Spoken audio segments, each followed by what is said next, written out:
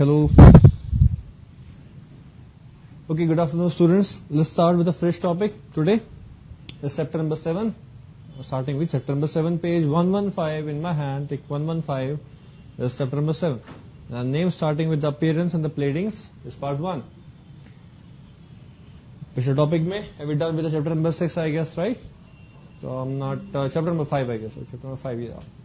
So अभी जो start करेंगे chapter number 7 appearance and the pleadings. Appearance and pleadings आपका पार्ट 1 है, पेज नंबर 115 पे. अच्छा, एक चीज और है, अगर आप कभी कभी ये सोचते होंगे ना कि सर ये क्या करवाते हैं कि sometime they go with chapter number 3, sometime chapter number 7, sometime chapter number 5, systematically क्यों नहीं चलते? 1 2 3 4 5 6 7 क्यों नहीं चलते? तो सर मैं सीरियल वाइज नहीं चलना चाहता, मैं सिस्टमैटिकली वाइज चलना चाहता हूँ. ठीक है, सीरियल वाइज चलेंगे ना तो उसमें कंफ्यूजन रहेगा, क्योंकि हमारे जो मॉड्यूल्स हैं आईसीएसआई का मॉड्यूल के हिसाब से आपका ये मॉड्यूल बनाया गया. वो तो मेरी मजबूरी है कि मुझे मॉड्यूल वैसे ही बनाना पड़ेगा, वरना आप कहेंगे सर चैप्टर नंबर आपने उल्टे पुल्टे दे रखे हैं. लेकिन आईसीएसआई का स्टडी मटेरियल ऐसा दिया गया है कि अगर आप चैप्टर नंबर 4 पढ़ोगे तो आपको उसमें एक पॉइंट समझ में नहीं आएगा. उसका आंसर कहां मिलेगा आपको? चैप्टर नंबर 6 में. चैप्टर नंबर 7 पढ़ोगे तो उसमें एक आपको इसका आंसर मिलेगा चैप्टर नंबर 9 में.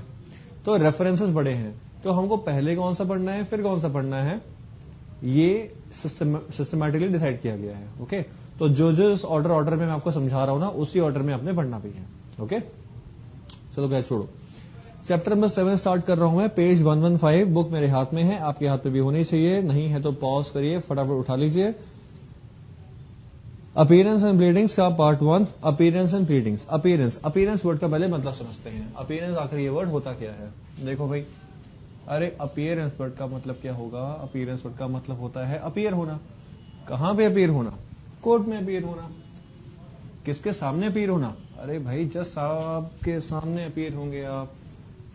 जज साहब के सामने आप अपीयर होंगे, उस अपीयर होने को हम बोलते हैं अपीयरेंस. ठीक है, पेशी, हिंदी में बोलते हैं पेशी, कोर्ट के सामने पेश होना, that is known as appearance. Okay, दूसरा एक वर्ड है प्लीडिंग्स. तो प्लीडिंग्स वर्ड का मतलब होता है मुकदमा लड़ना, यानी कि रिक्वेस्ट लेटर डालना और मुकदमा लड़ना, प्लीडिंग्स. और प्लीडिंग्स वर्ड का मतलब जुड़ा हुआ है प्लीडर से. प्लीडर का मतलब होता है जो मुकदमा लड़ता है, उसको हम बोलते हैं pleader. Okay, the pleadings, the pleader and the appearance with itself. Okay, तो दिक्कत पक्का चलिए पढ़ते हैं इसको. Right to legal representation. यहां पे हमारे पास काफी कुछ है पढ़ने के लिए. चैप्टर सारा मुश्किल नहीं है, बहुत इजी है चैप्टर, और इसको खत्म करने की कोशिश करते हैं हम इसी लेक्चर में. Right to legal representation. हमने कुछ भी नहीं करना, टाइम वेस्ट किए बिना फटाफट हम जंप करते हैं चैप्टर में और पढ़ना शुरू करते हैं. A person can be represented before the court only by the advocate. बिल्कुल सही बात बोली गई है. कहते हैं कोर्ट में जब भी कोई बंदा मुकदमा लड़ता है, सुनिएगा ध्यान से, कोर्ट में जब भी कोई मुकदमा बंदा लड़ता है तो वो बंदा हमेशा एडवोकेट ही होना चाहिए. लेकिन कोर्ट के साथ साथ जो आपकी क्वासी जुडिशियल अथॉरिटीज होती है, जिसके बारे में आपको मैंने पिछली क्लास में ऑलरेडी बताया हुआ है, क्वासी जुडिशियल अथॉरिटीज होती हैं जैसे कि सैट हो गया, इनकम टैक्स ट्रिब्यूनल हो गया, कंज्यूमर फोरम्स हो गया. इन जगहों पर और कोर्ट में दोनों जगह एडवोकेट्स मुकदमे लड़ सकते हैं. लेकिन जो कंप्रेसिटरी होता है, चाहे तो वो ही मुकदमा लड़ सकता है, लेकिन कंप्रेसिटरी को अपना वो ब्लैक गाउन पहन के कोर्ट में जाना अलाउड नहीं होता. कंप्रेसिटरी can contest the court only contest the cases only in the front of quasi judicial authorities, tribunals के सामने. कम बिला बोर्ड है, इनकम टैक्स ट्रिब्यूनल्स वगैरह है, कंज्यूमर फोरम्स हैं, सैट है, सिक्योरिटी लिबर्टरी ट्रिब्यूनल्स वगैरह हैं, इनके सामने. ओके, तो अब ऐसे बोल सकते हैं कि जो बंदा मुकदमा लड़ता है उसको हम बोलते हैं प्लीडर. एडवोकेट मुकदमा लड़ता है तो उसको हम बोलते हैं कि एडवोकेट इज अ प्लीडर, कि एडवोकेट जो है वो प्लीडर है. लेकिन क्या कंप्रेसिटरी भी प्लीडर है? यस, कंप्रेसिटरी भी प्लीडर है. तो कंप्रेसिटरी मुकदमा लड़ता है कहां पर? कंप्रेसिटरी मुकदमा लड़ता है कहां पर? In the quasi judicial authorities के आगे. ओके, अगर मैं इसको उल्टा करूं और ऐसे बोलूं every pleader is the advocate, हर प्लीडर एडवोकेट होता है, तो ये कहना सही नहीं होगा.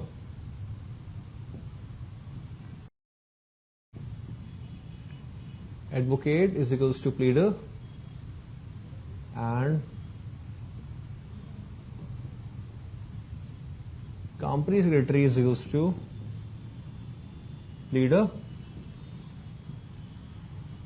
प्लीडर का मतलब है वन हु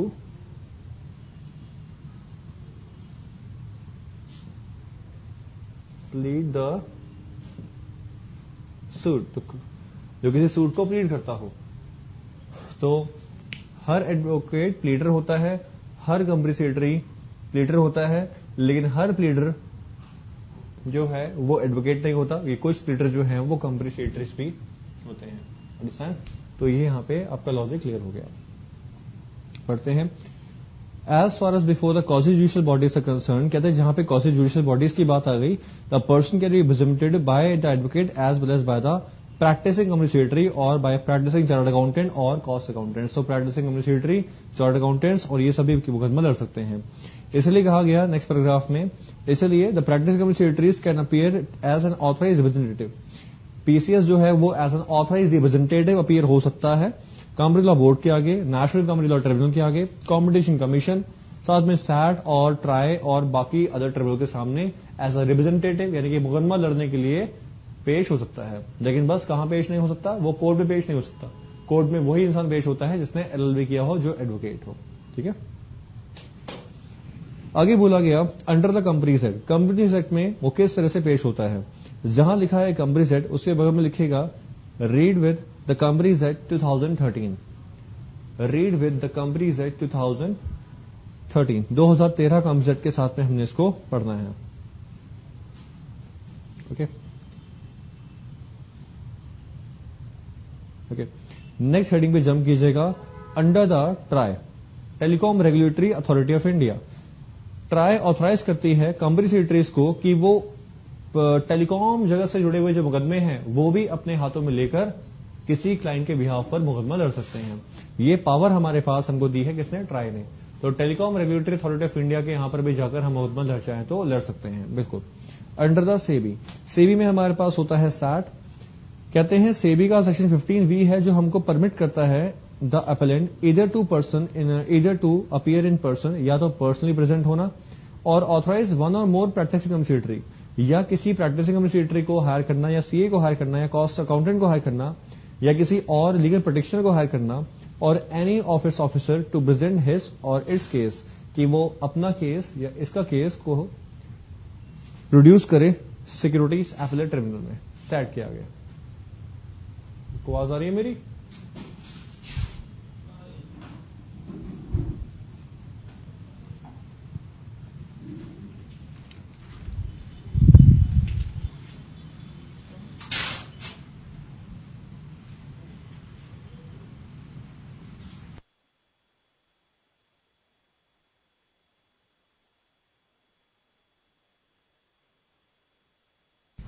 ओके तो आपको यही बताया जा रहा था कि company secretaries people are totally authorize that they can produce themselves in the front of TRAI, कि वो ट्राई के आगे, वो सेबी के आगे, वो सैट के आगे और हर ऑर्गेनाइजेशन वगैरह के आगे वो अपने को प्रोड्यूस करके मुकदमे कर सकते हैं। बस आपका स्कोप कहां पे कम हो जाता है, सिर्फ वहां पे कम हो जाता है जो केस जुड़े हुए हैं कोर्ट कचहरी से। आप कोर्ट कचहरी में प्रॉपर्टी, क्राइम, क्रिमिनल, इनसे जुड़े हुए मुकदमे आप नहीं लड़ सकते, डाइवोर्स वगैरह एसेट्रा। ओके। नीचे कहा गया अंडर द कॉम्पिटिशन एक्ट। देखते हैं जरा कि कॉम्पिटिशन एक्ट में आपका स्कोप है या नहीं है। ऊपर जो कहा गया था ट्राई में, टेलीकॉम रेगुलेटरी में, यस बिल्कुल था। सेबी से जुड़े मुकदमे भी आप लड़ सकते हैं शेयर मार्केट के। और नीचे बोला गया आप जाके कॉम्पिटिशन एक्ट में क्या बोलते हैं। कहते हैं सेक्शन 35 और 53 बोलता है कॉम्पिटिशन एक्ट का, ये कंपनी सेक्रेटरीज को ऑथराइज किया गया है जो प्रैक्टिस कर रहे हैं कि वो कॉम्पिटिशन कमीशन ऑफ इंडिया के आगे प्रोड्यूस हो सकते हैं और कॉम्पिटिशन एपेलेट ट्रिब्यूनल यानी कि कैट के आगे भी प्रोड्यूस हो सकते हैं किसी भी मुकदमे को लड़ने के लिए। Besides, there are number of concepts and terms such as value of assets, turnover, determination of market, relevant market, geographical market, etc. कहते हैं बहुत सारी चीजें हमको उनको देखनी पड़ेंगी कि कौन सी चीजों के ऊपर वो मुकदमा लड़ना चाहते हैं। आगे बोला गया the competition act 2002 second last line में provides a number of factors to be considered by the Competition Commission of India in determining the appreciable adverse effect on competition. Obviously बात है कि सीसीआई के ऊपर, सीसीआई में मुकदमा डालने से पहले एक बार सीसीआई जरूर देखती है कि आखिर किसी कंपनी ने एडवर्स इफेक्ट ऑफ कंपटीशन के खिलाफ कोई काम किया है या नहीं किया है, तभी उस कंपनी सेक्रेटरी के मुकदमे को एक्सेप्ट किया जाएगा। ओके, तो ऊपर ये जो आपके पॉइंट्स थे, under the companies act, try, SEBI, competition act, ये क्या थे? ये वो अथॉरिटीज थी जहां पर आप मुकदमा दर्ज करते हो और मुकदमा लड़ते हो एज अ प्लीडर। और कौन लड़ता है मुकदमा एज अ प्लीडर? यहां पे हम बात कर रहे हैं कंपनी सेक्रेटरीज की। ये आपके लिए क्या जगह है? ये सारी जगह आपके लिए बताई गई थी as a quasi judicial authorities या फिर क्वाजी ट्रिब्यूनल्स। ओके, कोर्ट में मुकदमा नहीं लड़ सकते। कोर्ट में कौन होता है? कोर्ट में प्लीडर होता है, एडवोकेट, प्लीडर जो मुकदमा लड़ता है। ओके, बाकी जगह पे आप लड़ सकते हो, और बाकी जगह पे तो एडवोकेट भी चलेगा, आप सिर्फ क्वाजी जुडिशियल अथॉरिटीज में। Okay, advocate quasi judicial authorities में प्लस कोर्ट में कहीं भी जा सकता है। ओके, नेक्स्ट हेडिंग जो हमारे पास है वो है एपेलेट अथॉरिटीज। एपेलेट अथॉरिटीज का मतलब होता है, अपीलेट अथॉरिटीज का मतलब होता है वो जगहें जहां पर अपील्स होती हैं। Yes, very true, I repeat, appellate authorities का मतलब होता है वो अथॉरिटीज जहां पे हमेशा अपील होती है। अपील आप कब करेंगे? तब करते हैं जब आप मुकदमा हार जाते हैं। और अपील आप कहां करते हैं? लोअर अथॉरिटी में या अपर अथॉरिटी में? अपील हमेशा आप अपर अथॉरिटी में ही करते हैं, और वहां पे रिक्वेस्ट करते हैं अपर अथॉरिटी से कि सर मैं बिना किसी बात के शायद केस हार गया या फिर कि मेरा केस स्ट्रांग था, प्लीज मेरी अपील आप एक्सेप्ट करें। ठीक है, तो जरा देखते हैं कि अपील करने के टाइम पर हम कहां कहां जाते हैं। अगर मैं इन्हीं सब चीजों की बात करूं, सेबी के जैसे ऊपर पॉइंट्स दिए हुए थे, कंपनीज एक्ट में, कंपनीज एक्ट में अगर आपको अपील करनी हो तो कहां जाते हैं? National company law appellate tribunal में। ओके, एपेलेट ट्रिब्यूनल में। दूसरा ट्राई का अगर फैसला कोई आया और आपको वो फैसला मंजूर नहीं है, आप कहां जाएंगे? ट्राई के एपेलेट ट्रिब्यूनल में। सेबी का कोई फैसला आया और सेबी के फैसले से अगर आप खुश नहीं हैं तो कहां जाएंगे अपील करने के लिए? सैट में, सिक्योरिटीज एपेलेट ट्रिब्यूनल। और लास्ट में है कॉम्पिटिशन कमीशन ऑफ इंडिया का, सीसीआई का कोई फैसला आया और आप उस फैसले से खुश नहीं हैं तो कहां जाएंगे? Competition appellate tribunal. ओके, कुछ भी नहीं करना, उस संस्था का नाम जोड़ो और एपेलेट ट्रिब्यूनल लगा दो यार, ये हो गया। चलिए, पहला हमारा पॉइंट है कंपनीज एक्ट में। कंपनीज एक्ट में आपके लिए खुशखबरी है, जो आपको नेक्स्ट हेडिंग मिल रही है appeal against refusal to register, और उसके नीचे एक और हेडिंग है appeal against refusal to register. ये दोनों हेडिंग को कर दीजिएगा क्रॉस एंड क्रॉस। आपको ये दोनों हेडिंग नहीं पढ़नी है क्योंकि ये दोनों की दोनों हेडिंग जो हैं फिलहाल आपके इस पुराने कागजात एक्ट के ऊपर एप्लीकेबल नहीं है। ओके, ये दोनों हेडिंग आपने नहीं पढ़नी, बात खत्म। Okay, next, under the SEBI में अपील कहां होती है? बताया था अभी, सैट में। और हालांकि सैट के ऊपर भी अपील होती है कहां पे? सुप्रीम कोर्ट में। पढ़ते हैं, कहते हैं सेबी में अपील होती है सैट में, और जो भी बंदा एग्रीड होता है सेबी के ऑर्डर से, bye the order of SEBI made under the SEBI act, या सेबी के रूल्स में या सेबी के रेगुलेशंस में, या फिर वो बंदा एग्रीड है by the order of made by an order made by an adjudicating officer, जो सेबी के किसी एडजुडिकेटिंग ऑफिसर ने सुनाया है, वो बंदा अपील कर सकता है कहां पर? सैट में। I repeat, appeal to the SAT may be made, जैसे कि इसको ऐसे बोलते हैं,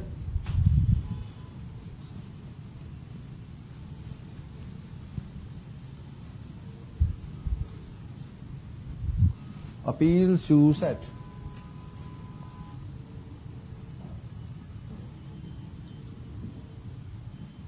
सेबी या सेबी का कोई एडजुडिकेटिंग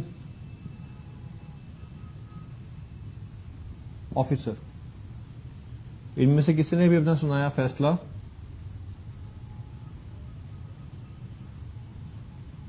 और आप उस फैसले से क्या है? एग्रीव्ड मतलब नाराज हैं, तो आप क्या कर सकते हैं? अपील करवा सकते हैं। कहां पर? Securities appellate tribunal. ओके, इसको कॉपी करना, कॉपी कर लीजिए, कोई दिक्कत नहीं। सिक्योरिटीज एपेलेट ट्रिब्यूनल में। ओके, क्लॉज ए और क्लॉज बी अगर आपके साथ होता है तो आप कहीं पर भी जाकर सैट में जाकर अपील करवा सकते हैं।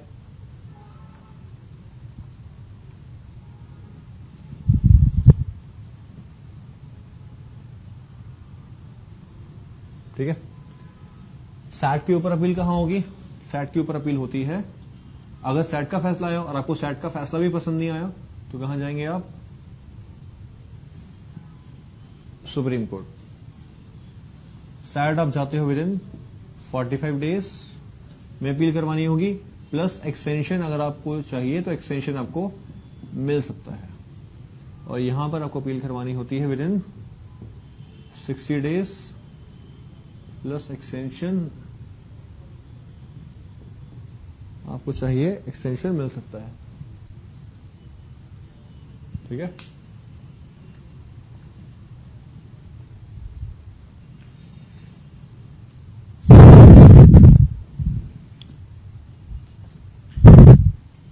पढ़ते हैं उसको अब। However, no appeal shall lie to the SAT from the order of the SEBI or adjudicating officer। कहते हैं कोई भी अपील अलाउ तब नहीं होगी, ना ही सेबी के ऑर्डर के ऊपर, ना ही सेबी के किसी एडजुडिकेटिंग ऑफिसर के ऊपर, अगर पार्टीज ने आपस में कंसर्न कर लिया है तो। The appeal to the SAT shall be filed within the period of 45 days. Appeal करनी है कब तक? 45 दिन के अंदर अंदर। लेकिन अगर सैट को लगता है कि अपील करने में आपको टाइम लग रहा है और आपके पास कोई सफिशिएंट रीजन है, वो बंदा बीमार है या कुछ और है, तो वहां पर आपको एक्सक्यूज मी उतना पीरियड का एक्सटेंशन मिल सकता है आगे, फॉर अनदर पीरियड। आपको 45 दिन के आगे भी टाइम मिल सकता है। कहते हैं जब सैट अपील का सुनाएगी फैसला तो 2-3 में से एक काम करेगी। नेक्स्ट पैराग्राफ में क्या है? On the receipt of the appeal SAT में कंफर्म, या तो वो सेबी के ऑर्डर को ही कंफर्म कर देगी, या हल्का सा चेंज कर सकती है, मॉडिफाई, या सर्टिसाइड, या सेबी के ऑर्डर को पूरी तरह से खारिज कर देगी, नलीफाई कर देगी और आपको आजाद कर देगी। लेकिन जो भी सेबी काम करेगी वो काम करने से पहले, जो भी सैट काम करेगा, सैट के वो काम करने से पहले आपको एक बार बोलने का मौका दिया जाएगा। Reasonable opportunity of being heard. नीचे कहा गया है appeal to the supreme court. Supreme court को आप अपील करनी पड़ती है, और सुप्रीम कोर्ट को अपील आप कब तक करते हैं? With in 60 days. लेकिन अगर सुप्रीम कोर्ट को लगता है कि आपके पास सफिशिएंट रीजन है कि आप 60 दिन में अपील क्यों नहीं कर पाए, तो आपको 60 दिन के साथ साथ एक्सटेंशन भी मिल सकता है। ठीक है। Next heading, under the try. Try में अपील कब करनी होती है? कहते हैं अगर ट्राई का कोई फैसला आया है तो ट्राई के फैसले के ऊपर भी आप चाहें तो अपील डाल सकते हैं। आई रिपीट, अगर ट्राई का कोई फैसला आया है तो ट्राई के फैसले के ऊपर भी आप चाहें तो अपील डाल सकते हैं। पढ़ते हैं। It provides that appeal shall lie against the any order not being the interlocutory order of the appellate tribunal to the Supreme Court। आप सुप्रीम कोर्ट में जा सकते हैं अगर appellate अथॉरिटी का भी फैसला अगर आ चुका है तो। No appeal shall lie against any decision or order made by the appellate tribunal with the consent of parties। फिर से वही कहानी, ये पार्टीज ने अगर आपस में रजामंदी कर दी है और पार्टीज ने अगर एक्सेप्टेंस दे दी है तभी अपील जो है अलाउ होगी, अदरवाइज अपील आपको अलाउड नहीं होगी। सेकंड पैराग्राफ में कहा गया every appeal under this section shall be preferred with in the period of 90 days. आपको जो अपील डालनी है ट्राई के फैसले के खिलाफ वो डालनी होगी आपको 90 दिन के अंदर अंदर। और आगे बोला गया लेकिन सुप्रीम कोर्ट आपको शायद अलाउ कर सकता है कि आप 90 दिन के बाद भी अपील शायद कर सकते हो, अगर आपके पास सफिशिएंट रीजन है कि आप 90 दिन में अपील क्यों नहीं डाल पाए। ठीक है।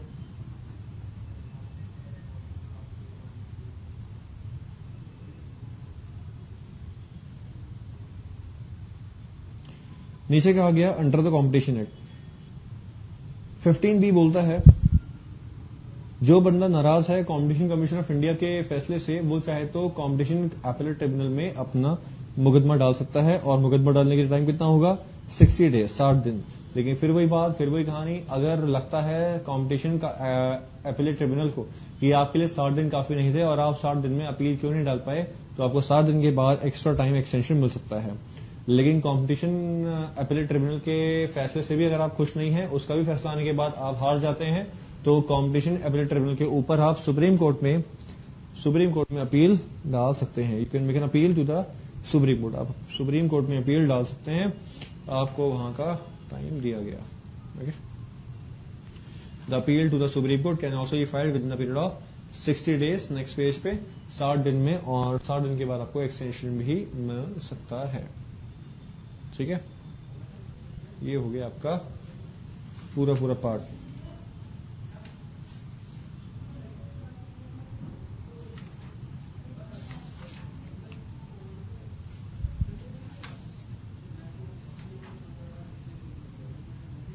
समझ में आ रहा है क्या हो रहा है?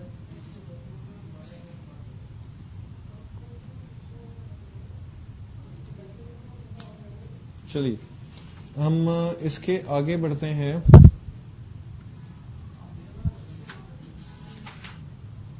यस, प्लीडिंग्स पे मैं बाद में आऊंगा, पहले मैं पढ़ना चाहता हूं एफिडेविट। ये एफिडेविट क्या होता है?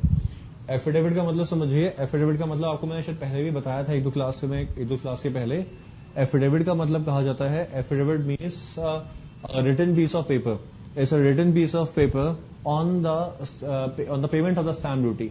स्टैम्प ड्यूटी पे करने के बाद एक हम स्टैम्प पेपर के ऊपर एक प्रिंट आउट निकालते हैं, उसको हम बोलते हैं एफिडेविट। एफिडेविट को हिंदी में कहा जाता है शपथ पत्र। शपथ पत्र का मतलब है कि हम कसम लेते हैं, कसम खाते नहीं है। We are not eating the कसम। पता नहीं लोग कसम खा कैसे लेते हैं, हम कसम लेते हैं हमेशा। शपथ ली जाती है, न कि शपथ खाई जाती है। तो कहते हैं कि जब भी कोई इंसान कोई कोर्ट में पेपर्स वगैरह जमा करता है, तो कोर्ट में पेपर्स वगैरह जमा करने के लिए उसको एक एफिडेविट लगाना पड़ता है कि जो भी डॉक्यूमेंट्स वो सबमिट कर रहा है और जो भी वो इल्जाम लगा रहा है दूसरी पार्टी के ऊपर, वो सब कुछ सच है और सच के अलावा कुछ और नहीं है। और कल को उसमें अगर कोई और खराब चीज निकल के आती है, कल को वो झूठ निकल के आते हैं, तो वो बंदा पर्सनली लायबल हो जाएगा।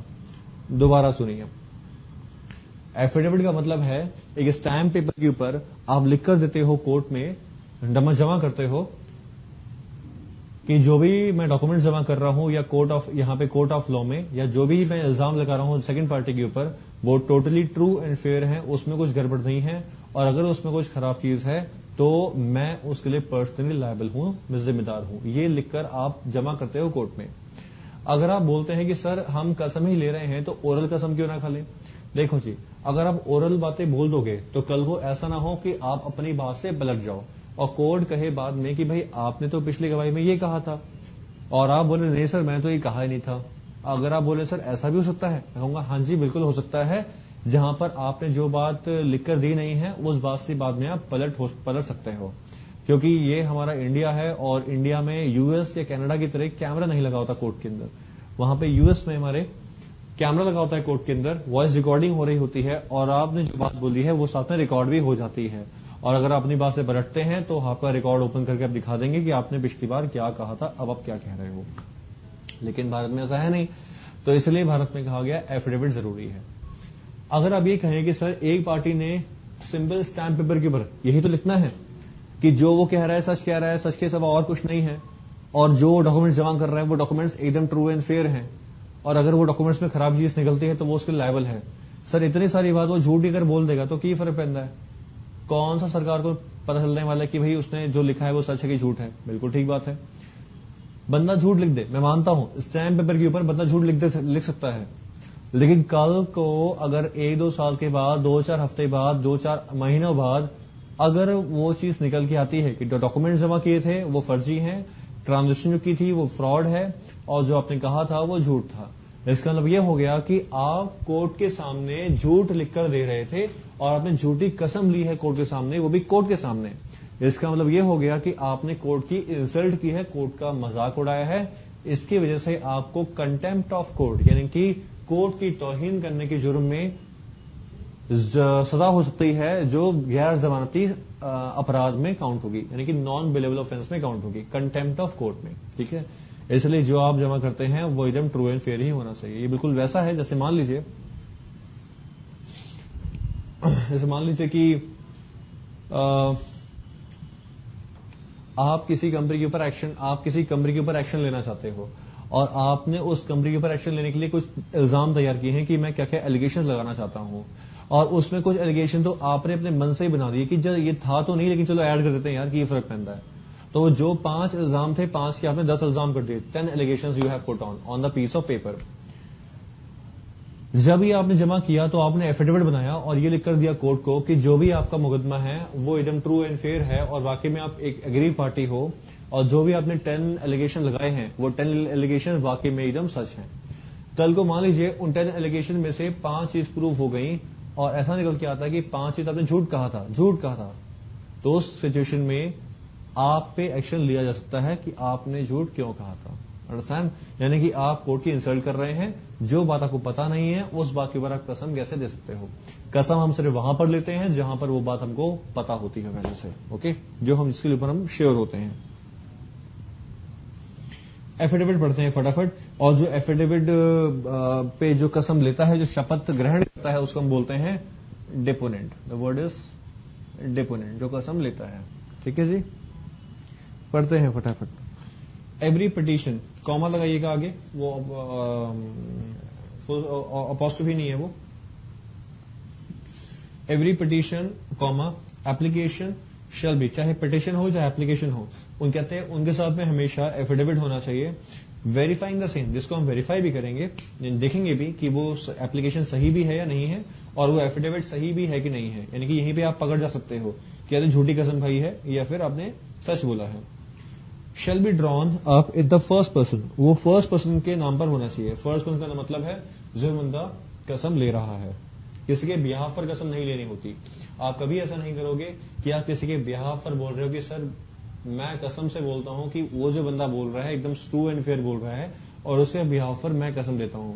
अरे आप कौन होते हो ये कसम लेने वाले यार? Obviously you are no one. उस डॉक्यूमेंट उसके पास है, उसके साथ ऐसा इवेंट हुआ था, उसको बोलने दो। You are no one to oath on his behalf, कि आप उसके बिहाफ पर शपथ लो कि वो बंदा अगली बार से ये काम नहीं करेगा, या उस बंदे ने जो डॉक्यूमेंट सबमिट किए हैं वो ट्रू एंड फेयर है। You are no one. आगे बोला गया उस एफिडेविट के अंदर अपना पूरा नाम बताना, आपको एज बतानी है, ऑक्यूपेशन बतानी है, आप क्या करते हैं, और घर का एड्रेस भी बताइए, और साथ में आप साइन भी करेंगे। कौन साइन करेगा? Sign by the deponent. Deponent कौन होता है? जो शपथ ग्रहण कर रहा होता है। आगे बोला गया every affidavit must clearly and separately indicate the statements which are true to the knowledge of deponent.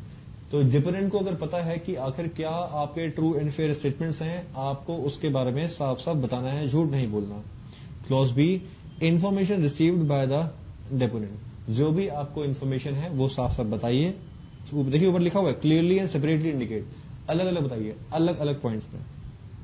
Believe the deponent, ऐसा लगे कि डिपोनेंट सच बोल रहा है। Information based on legal advice, और जो आपने कहा है वो लीगली भी एकदम बात सही है। इस डॉक्यूमेंट को हम बोलते हैं एफिडेविट। ओके, एक पन्ने के बाद आपको मिलेगा नेक्स्ट पेज पे, पेज 121 पे आपको मिलेगा counter affidavit. I repeat, page number 121 पे आपको मिलेगा काउंटर एफिडेविट। एक हो गया एफिडेविट, एक हो गया काउंटर एफिडेविट। काउंटर एफिडेविट बनाने से पहले मुझे बताइए फायरिंग क्या होती है? फायरिंग मतलब गोलियां चलना, ओके, बंदूकें चलना, फायरिंग। दूसरा होता है काउंटर फायरिंग। ये काउंटर फायरिंग क्या होती है?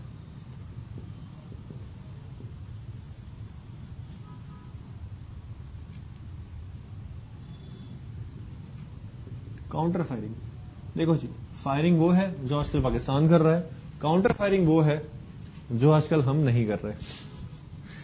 ठीक है, कि उसके लिए भी हमें दम चाहिए, दम तो है नहीं हमारी सरकार में, क्या करें।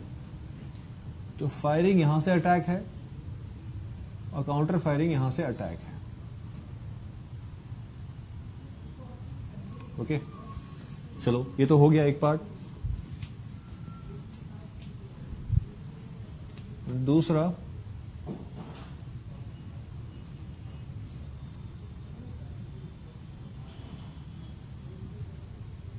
क्लेम, दूसरा होता है काउंटर क्लेम।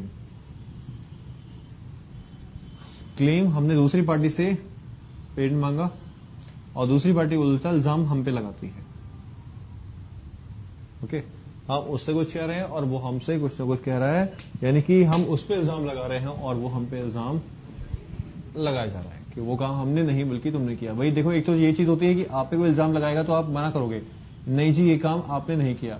दूसरा ये होता है कि आप पे कोई इल्जाम लगाएगा तो आप उल्टा उस पर इल्जाम लगाओ कि नहीं जी ये काम मैंने तो बिल्कुल नहीं किया, ये काम बल्कि उल्टा आपने किया है। तो उसको हम क्या बोलते हैं? उसको हम बोलते हैं काउंटर क्लेम। ठीक है,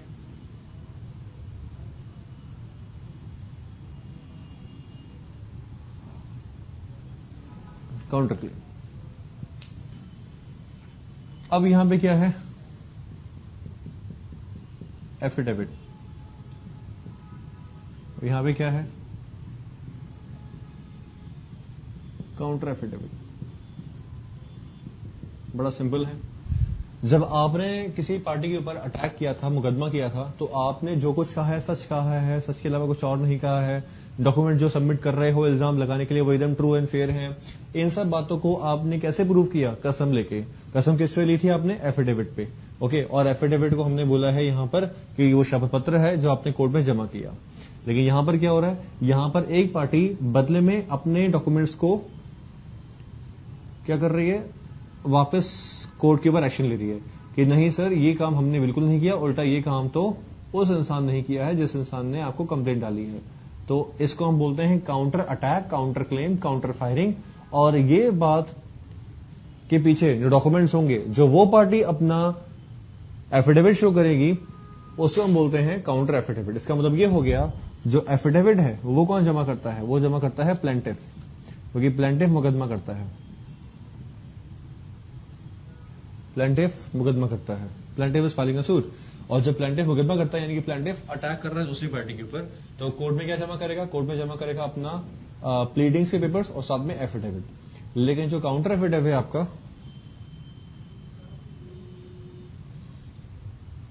काउंटर एफिडेविट क्या है? काउंटर एफिडेविट में बड़ा सिंपल है। काउंटर एफिडेविट सर कौन जमा करता है? Defendant. Okay, defendant the counter affidavit.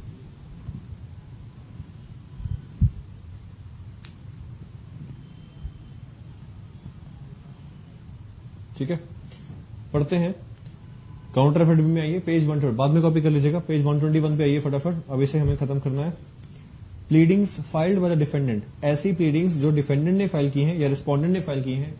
Defendant तब बोलेंगे जब मुकदमा हुआ है, और रिस्पोंडेंट तब बोलते हैं जब वो अपील की हुई है उसके ऊपर। तो कहते हैं जब डिफेंडेंट ने या रिस्पोंडेंट ने आंसर दिया अपना उन क्लेम्स के खिलाफ जो क्लेम्स हमने प्लेंटिफ ने पिटिशनर ने लगाए थे। ओके, तो ऑब्वियसली ये प्लेंटिफ हो गया, या फिर इसको बोल सकते हैं हम पिटिशनर। ये डिफेंडेंट हो गया, या फिर इसको हम बोल सकते हैं क्या?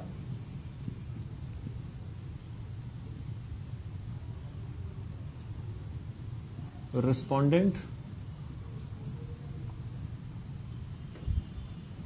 ठीक है, तो कहते हैं काउंटर एफिडेविट एक जवाब हो गया, एक आंसर हो गया उसके फेवर में, उसके खिलाफ जो in against to the answer which question of which has been taken and asked by the petitioner और the plaintiff as well. This nomenclature कहते हैं जो टर्म है वो आमतौर पे यूज किया जाता है while filing the pleadings on the behalf of the defendant. जब हम प्लीडिंग्स वगैरह फाइल करते हैं डिफेंडेंट या रिस्पोंडेंट के लिए, हाई कोर्ट वगैरह के अंदर या किसी और ट्रिब्यूनल्स में, कमीशन वगैरह में, कहते हैं जो रूल्स ऑफ प्लीडिंग्स हैं are applicable to a written statement, जो रिटन स्टेटमेंट के लिए लागू होते हैं, apply to a counter affidavit. बिल्कुल सही बात बोली है। तो जो रूल्स हैं एफिडेविट के लिए, वही rules same to same counter affidavit के लिए भी अप्लाई होंगे। Rules of a counter affidavit and the rules of the affidavit are totally same. आगे बोला गया filing of the counter affidavit is obligatory when the defendant respondent is required by the court. तो counter affidavit को file करना बहुत जरूरी हो जाता है जब एफिडेविट फाइल किया हो पिटिशनर ने, प्लेंटिफ ने, क्योंकि अगर उन्होंने अटैक किया है तो बदले में इन्हें भी अपनी मिसाइल छोड़नी पड़ेगी ताकि ये भी अपना प्रॉपर डिफेंस कर सकें, और बदले में जो ये कह रहे हैं वो सच है कि नहीं है, इसके लिए काउंटर एफिडेविट लगाना पड़ेगा। अगर आपने काउंटर एफिडेविट नहीं लगाया, इसका मतलब ये हो गया कि आपके पास बचाव पक्ष के लिए सफिशिएंट रीजन नहीं है। इससे बोला गया पैराग्राफ में साफ साफ, फेलर ऑफ द डिफेंडेंट और respondent to file a counter affidavit. अगर आपने काउंटर एफिडेविट नहीं लगाया उस डेट तक जिस डेट तक कोर्ट ने कहा था, will not entitled him as a right thereafter to it. तो उनको बाद में मौका नहीं मिलेगा वो काउंटर एफिडेविट लगाने का। लेकिन इसका मतलब ये नहीं है द डिफेंडेंट और respondent will be shut out advance for all, कि उनको हमेशा के लिए हम केस से अलग कर देंगे, वो केस हार जाएंगे, ऐसा बिल्कुल नहीं है। He may be permitted by the court to file it on later date on sufficient grounds। अगर उनके पास sufficient reason थे कि वो काउंटर एफिडेविट फाइल क्यों नहीं कर पाए वो लोग, तो कोर्ट उनको बाद में अलाउ कर भी सकता है। ओके, तो इसका मतलब ये हो गया, affidavit is by the plaintiff to tell to the court that whatever he said and all the documents he have is totally true and fair. And when the plaintiff or petitioner has submitted his documents to the court of law, now is the time by the defendant or respondent to submit his documents to the court of law. But during the submission of the documents by respondent and defendant, these parties, this party have to file the counter affidavit also, which also means that all the documentation and all the papers and all the counter claims they are making are totally true and fair and the best of their knowledge even. The rules of the affidavit shall equally be applicable with the rules of the counter affidavit, and both are parallel with each other obviously. The rules of counter affidavit shall be parallel with the rules of affidavit. Both must be equally applicable, and as well as if the respondent or defendant has not filed the counter affidavit on time, it means that they shall not be allowed to file the counter affidavit later on. They shall not be allowed, except on sufficient grounds. If they have sufficient grounds that why they have not submitted the counter affidavit, then the court may allow them to file the counter affidavit even later on, even after that. So this is known as counter affidavit. Okay. चलिए, counter affidavit और उसके आगे है आपका homework है छोटा सा, affidavit इन evidence. Affidavit इन evidence मैं इसके आगे नहीं पढ़ा रहा हूँ, आज आपकी क्लास बहुत छोटी होगी, तो इसके आगे I am not teaching because I have urgent meeting. एक अर्जेंट मीटिंग है आईसीएसआई में, क्योंकि आप जानते हैं मैं आईसीएसआई काउंसिल कमेटी मेंबर हूँ, तो एक अर्जेंट मीटिंग है, मुझे वहां जाना है और आप ही के फ्यूचर के बारे में बात करनी है. आपका फ्यूचर क्या हो, आपके पढ़ाई के बारे में, आपके कोर्सेज के बारे में, आपके करियर जॉब्स के बारे में. तो एक मीटिंग है, टू गो देयर. सो इतना पार्ट आप कॉपी कर लीजिए और चैप्टर को हम नेक्स्ट वीडियो में खत्म कर देंगे. ठीक है, चलो, okay, bye bye, thank you.